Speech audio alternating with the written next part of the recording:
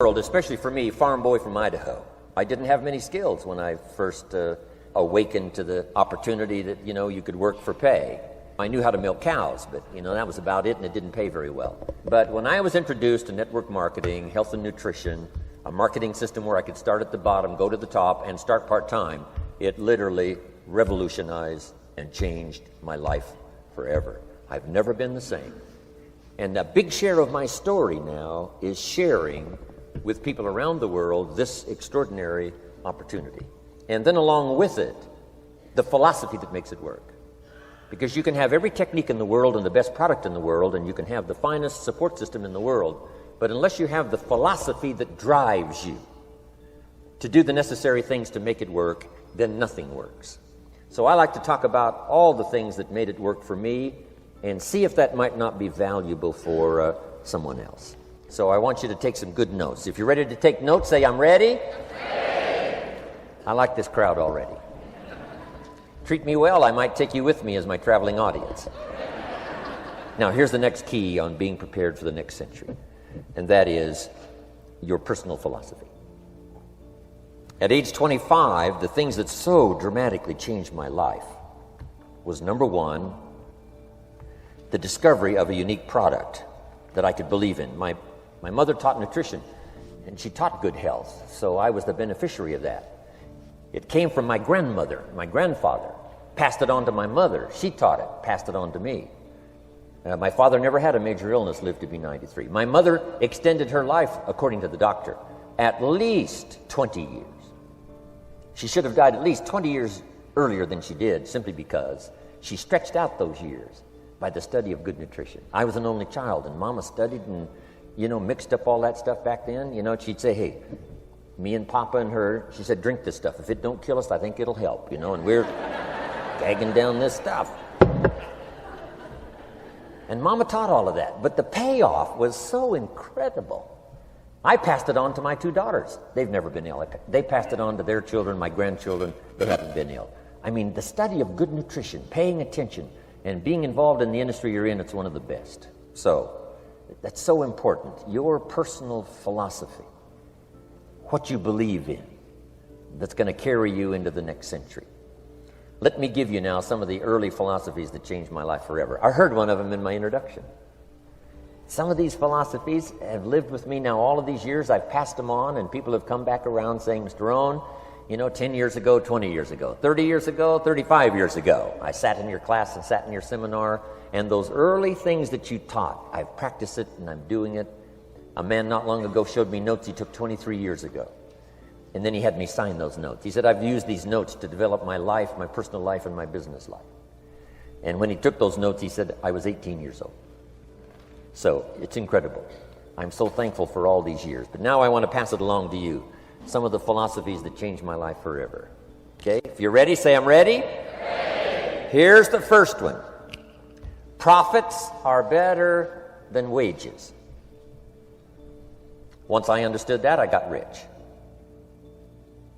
Profits are better than wages. Nobody taught me that in high school. I went to college for a year and a half. I never heard it. I'm 25 and broke. I'm not destitute. I'm broke. Too much month at the end of the money is broke. And I finally hear this philosophy. Profits are better than wages. Now here's the phrase that goes with it. Wages make you a living, which is fine. Profits make you a fortune, which is super fine. And you can live both fine and super fine. You've now got the mechanism and the ways and means to do that. Profits are better than wages. Guess what? I taught this in Moscow when I was teaching capitalism. The communists had it all wrong. They taught that capitalism was, a big company that oppresses its workers. I mean, it was absolutely ridiculous. They had mentally lost it when they came up with this ridiculous philosophy. Communism taught capital belongs to the state, not the people. And we taught all these years what? Capital belongs in the hands of the people, not the state.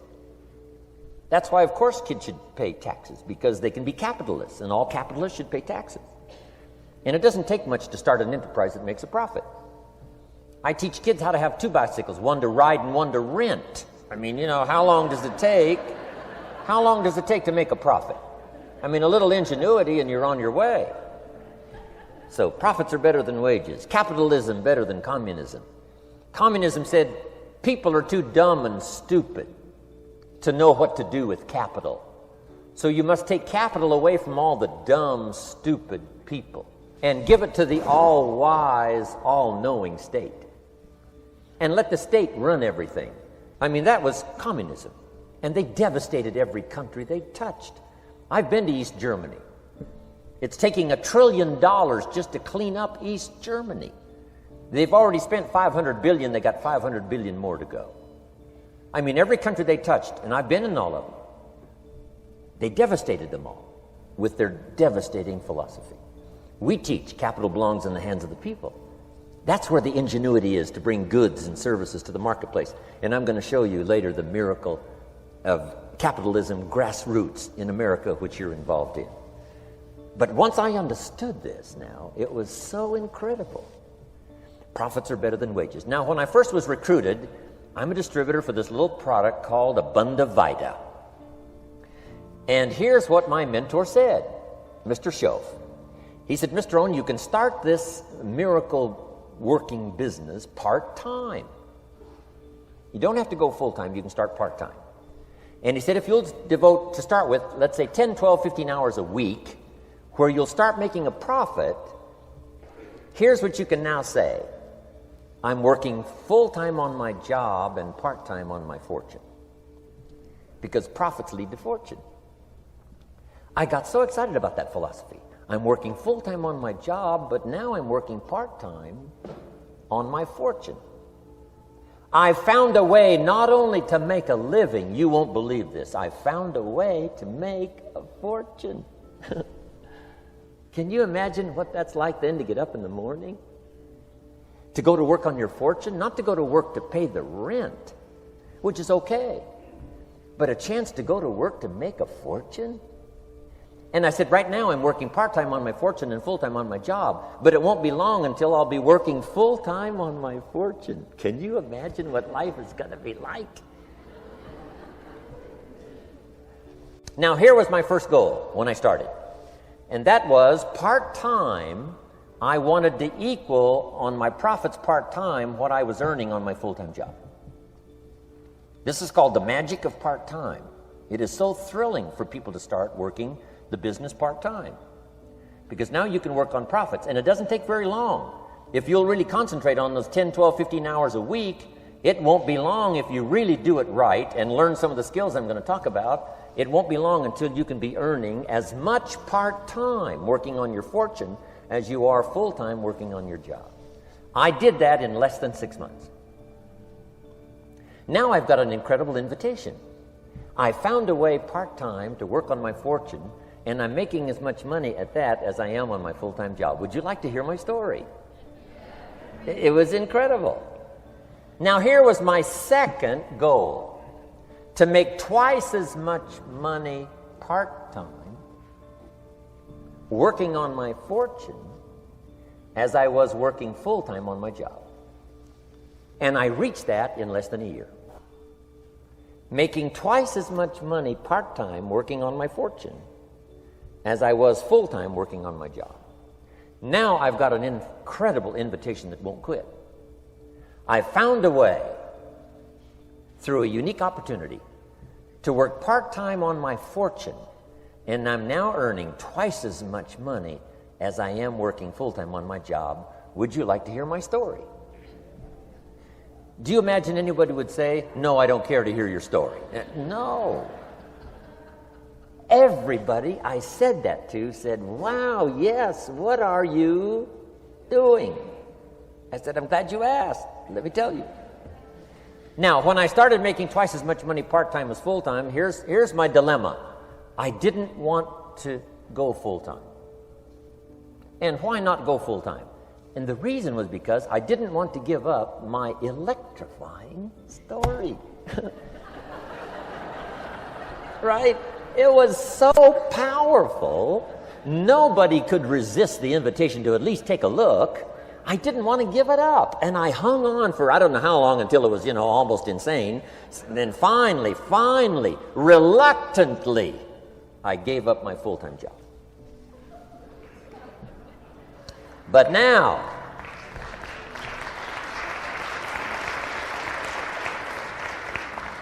now, you can imagine the thrill and excitement of going to work full-time on my fortune. It was incredible. But I want you to jot down the magic of part-time. What does it take to really change a person's lifestyle? Not very much. An extra $1,000 a month, I'm telling you, will drastically change most American families' lifestyle. And that's why part-time is so valuable, because it very quickly changes a person's lifestyle. And here's what the change in lifestyle does. It's a great recruiting tool. One of the greatest recruiting attractions is the money you make part-time. Somebody said, "You've been on 3 vacations this year?" Says, "Yes, I got this little part-time thing going." Says, "What's that?" "You bought 2 new cars, one for you and one for her. How did you do that?" Said, "I got this little part-time thing going." Your kids have got all these new clothes? Yes. All this stuff is happening. What is it? An extra $1,000 a month. See, $1,000 a month full-time, nobody wants to hear your story. $1,000 a month part-time that starts to change your lifestyle, everybody wants to hear your story.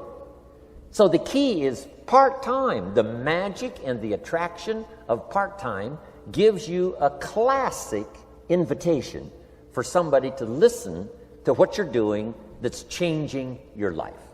And it's not just necessarily the money that changes your life. It's what you do with the money. It's the change of lifestyle. So part-time helps to change lifestyle, which gives you a classic invitation to look at what you're doing. That's how I started in network marketing, age 25. Wow, these philosophies changed my life. I wish I would have learned them in high school. In high school, if they would have offered Wealth 1, Wealth 2, I'd have taken both classes.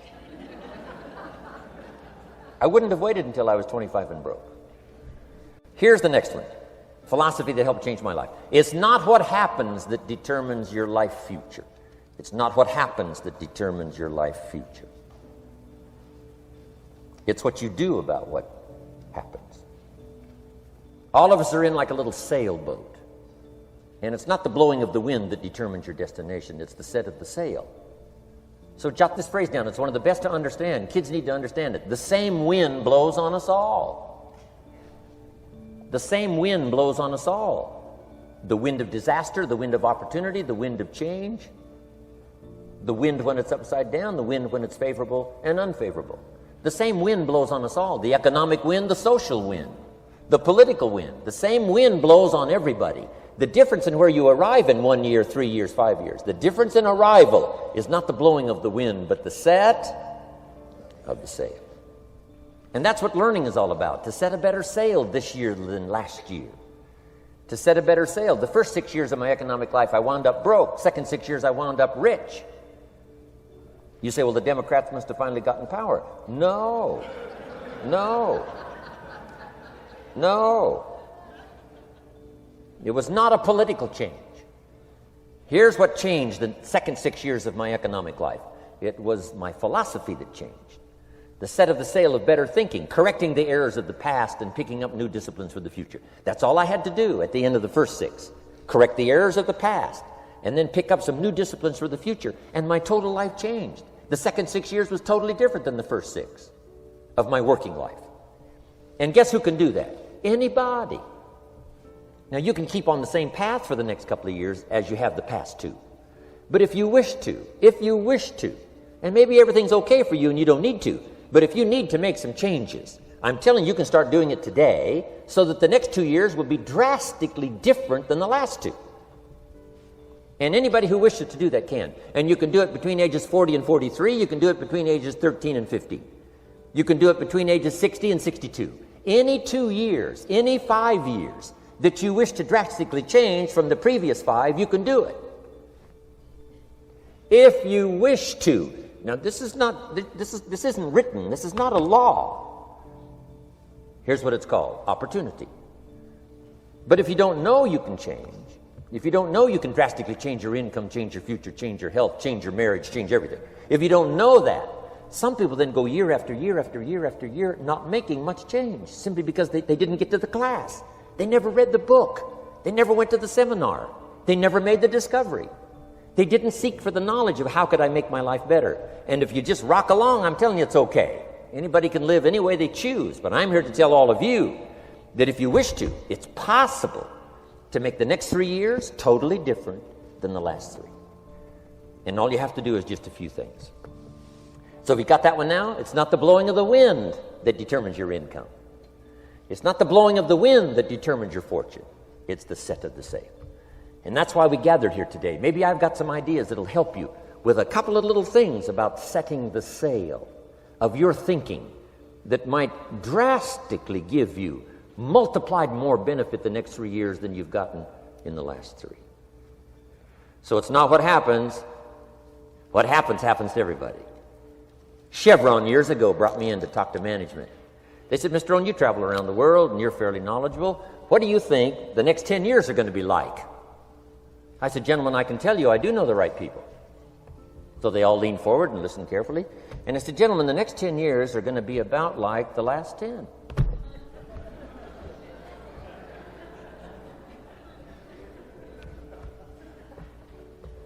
The next season after fall is, well, I promise you that's not going to change. After day comes night. I promise you that's not going to change. Here's how the last 6,000 years reads. If you want to make a note of Jim Rohn's vision of history the last 6,000 years, here's how it reads. Opportunity mixed with difficulty. And if we're around another 6,000 years, it's going to read like that looks like for the next 6,000 years. Opportunity mixed with difficulty. Now, sometimes there seems to be more opportunity than difficulty, and then sometimes there seems to be more difficulty than opportunity, but the mix isn't going to change. After expansion comes recession. But after recession comes expansion. Not to think so, see, is naive. And once you've got just a little of this stuff settled, then you know exactly what to do. You know exactly what to anticipate, so you can be ready.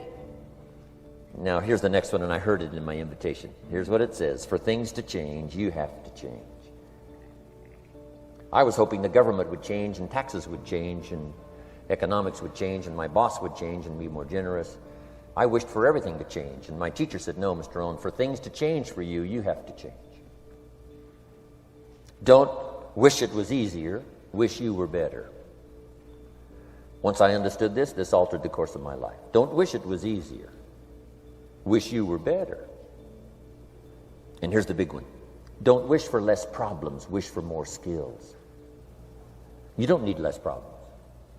You simply need more skills. Don't wish for less challenge. Wish for more wisdom. Accept the challenge, because you can't grow without a challenge. You can't get rich without a challenge. You can't fly without gravity. You have to understand the challenge. But that's the key, is to now develop wisdom to overcome the challenge. Don't wish for less challenge, but more wisdom. And then here's one more philosophy that helped change my life forever. You can do the most remarkable things no matter what happens. Humans can do the most remarkable things no matter what happens. Philosophies that changed my life. Here's one of the big philosophies I learned in network marketing. It's called the law of averages. If you do something often enough, a ratio will appear.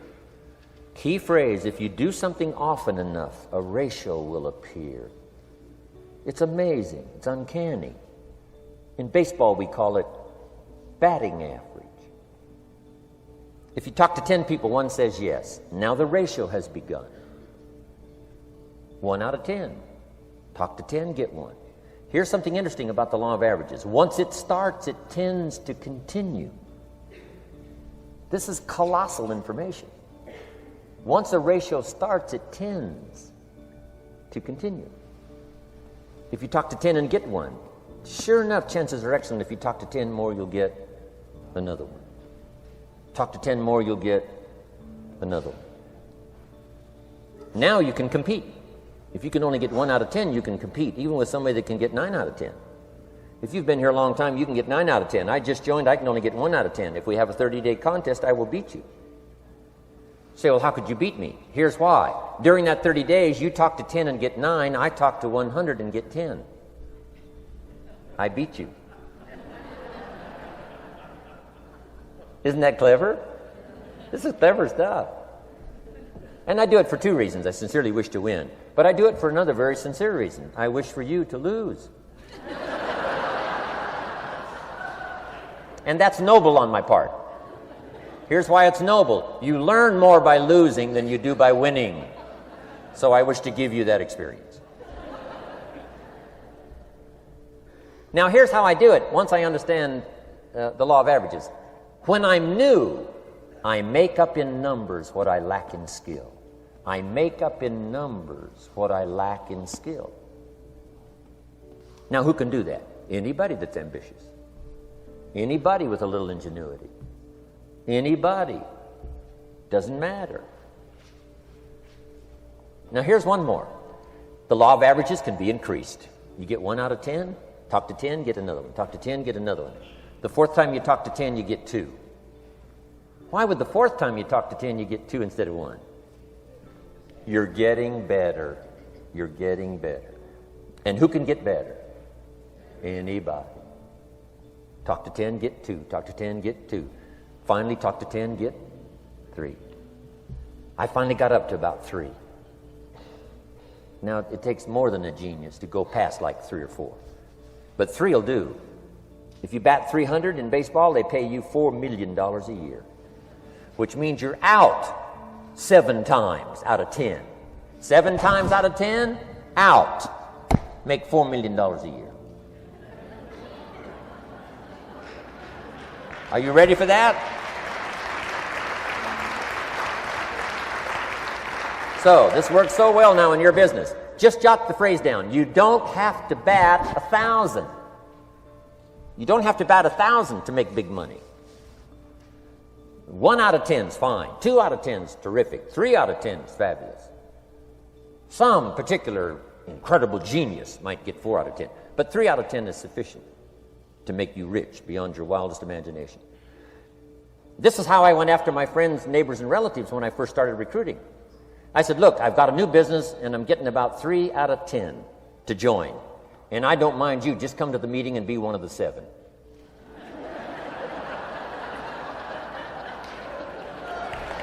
Right? Doesn't matter. Right? You're my friend. You'll do me a favor. And so it's not important to me that you like it. It's not important to me that you join. It's certainly not important to me that you buy. It's just important to me that you listen. One of the reasons, though, I want you to hear the story is because a year from now, if I'm doing well, I don't want you to say, how come you never picked up the phone a year ago? I never got a letter, never got a call. You call me a friend? You're making all this money? You never picked up the phone. So I don't want that to happen. So for 2 reasons, I want you to see what I'm doing. So that a year from now, if I'm doing well, I can say, I gave you the opportunity. But also, just as a favor, come and be one of the 7. It doesn't matter to me if you buy or join. But I need 10 to get 3. And if you're one of the 3, wonderful. If you're not, wonderful. It might matter to you. It might matter to you, but it doesn't matter to me. Now, it matters to me because we're friends, but it doesn't matter in terms of my averages. So if you decide to get rich, just learn the law of averages.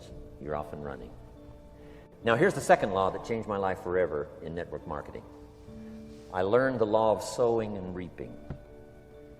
And in the law of sowing and reaping is also the story of the law of averages. Jot this down. The story of the sower comes from the Bible. I'm an amateur on the Bible, but this is such a useful story. Here's what the story says. And take the notes because the drama's in the details. The sower was ambitious. Evidently, he was ambitious. When you read the whole story, you'll conclude, yes, this was an ambitious sower. Here was number 2. He had excellent seed. The sower who sowed the seed had excellent seed. And the excellent seed can be an excellent opportunity, an excellent product, an excellent story. So we've got an ambitious sower with excellent seed. But now here's the rest of the details of the story. For your information, for the drama of your life, so you can understand things better. Learning some of this is how I got rich by age 31. Okay. Number 1, it says the sower goes out to sow the seed, but the first part of the seed falls by the wayside and the birds get it.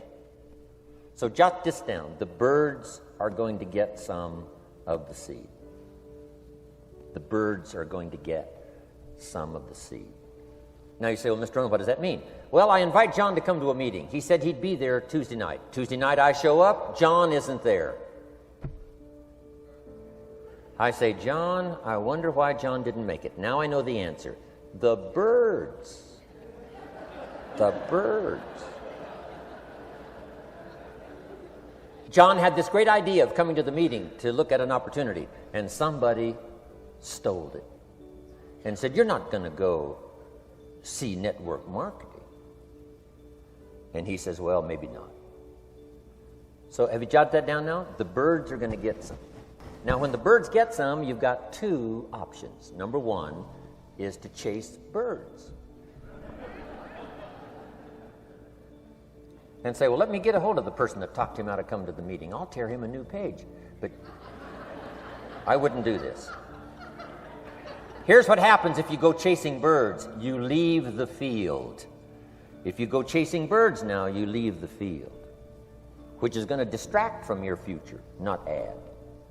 So you can't chase birds and try to straighten this stuff out.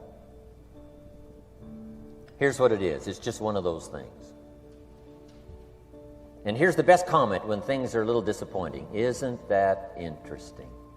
You just have to say, I thought sure he would be there. He promised me. He promised me. But I know it was the birds. And you just have to say, isn't that interesting?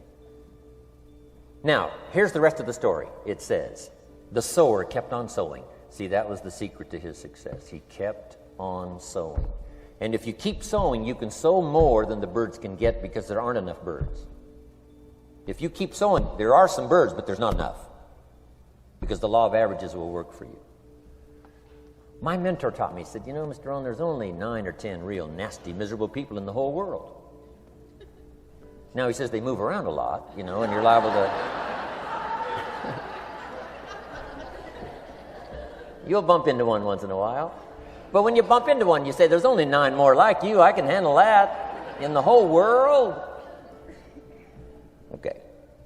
Now here's what else it says. The sower now keeps sowing the seed. Now the seed falls, the story says, on rocky ground where the soil is shallow.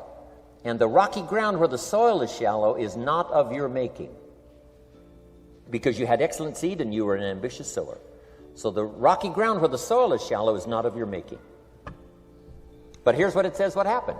This time, the little seed that falls in the ground starts to grow. And the little plant starts to grow. But the first hot day, it withers and dies. It dies. Not an easy thing to watch. I finally get John started. Sure enough, 3 or 4 days later, somebody says, boo, and he goes,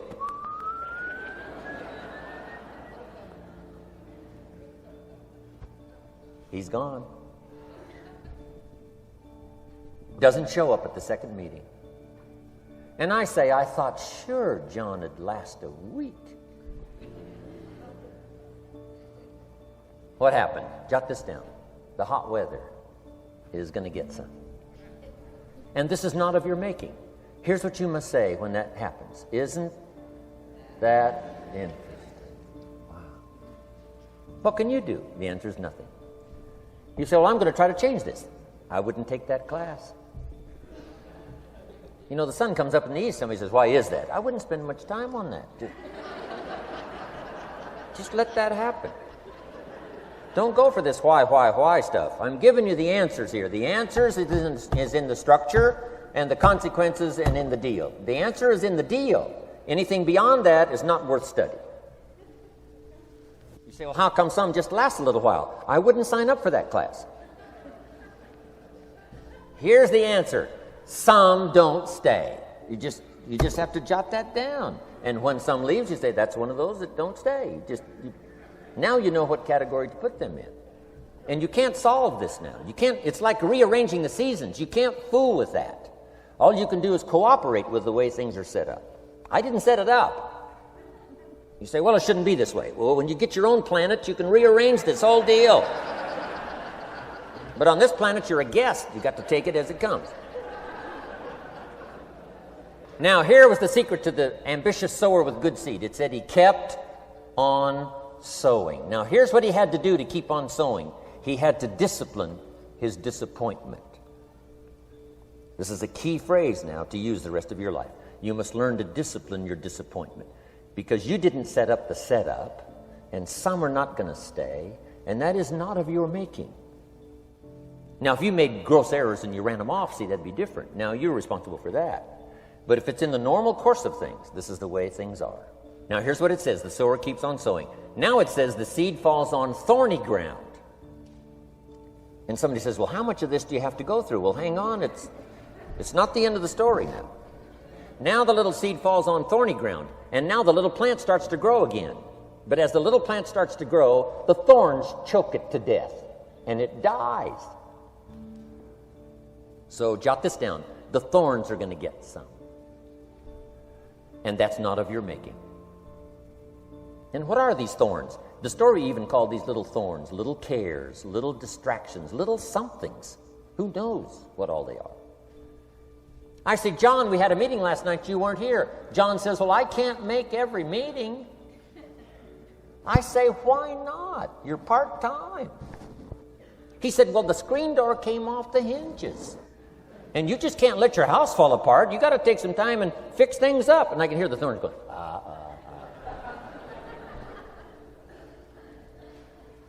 He says some extra trash had piled up in the garage. You can't let mountains of trash take over. You got to keep your trash hauled out. People who let little things cheat them out of big opportunities. People who let little things cheat them out of big opportunities. And you feel almost helpless. What could I do about that? And that's nothing. And you say, well, why is this? I'm asking you not to sign up for that class. Don't sign up for these why is this class. It's just the way it is. Like winter following fall and spring following winter. So if you got that, the thorns are going to get some. But now here's the good news. Let's read the rest of the story now quickly. The sower now what? Keeps on sowing the seed. Keeps on sharing the story. Keeps on giving an invitation. Yes, the invitation can be more powerful for me as it was 1 year later than it was the first